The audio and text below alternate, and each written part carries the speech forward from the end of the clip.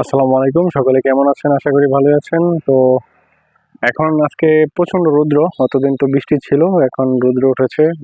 খামারের চারপাশে প্রচন্ড আগাছা জন্মেছে।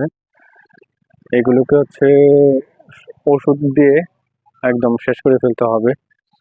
খামারের চারপাশটা পরিষ্কার রাখাটা খুব গুরুত্বপূর্ণ একটা বিষয়, যেহেতু সাপ ব্যাঙ অনেকেই আসে আর কি খামারের মধ্যে, তো জোরজারটা পরিষ্কার রাখাটাই ভালো।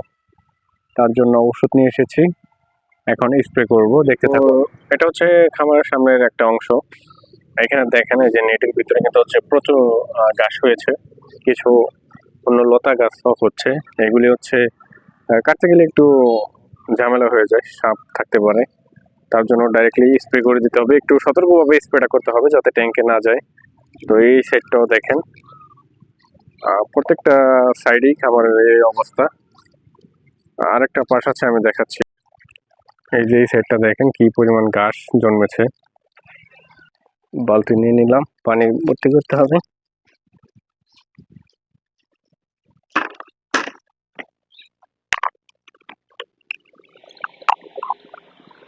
সুন্দর সেটআপ দিতে হবে। একটু পাইপ খোলা আছে, আগে পানি নিয়ে আসো।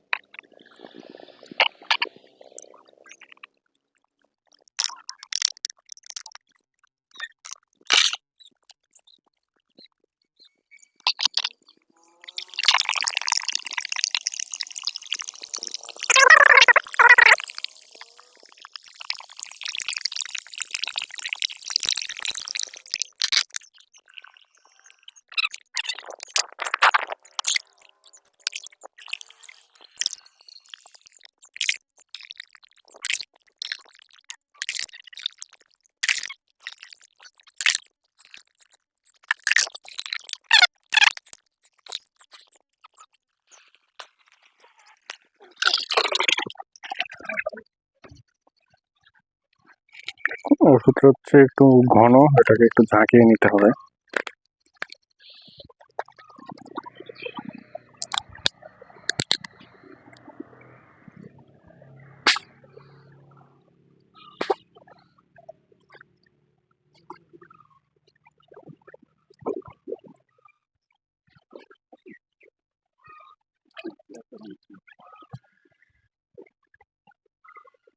তো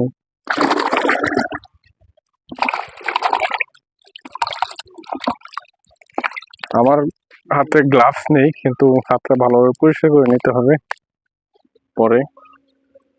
এখন গ্লাভস নেই, করার কিছু নেই।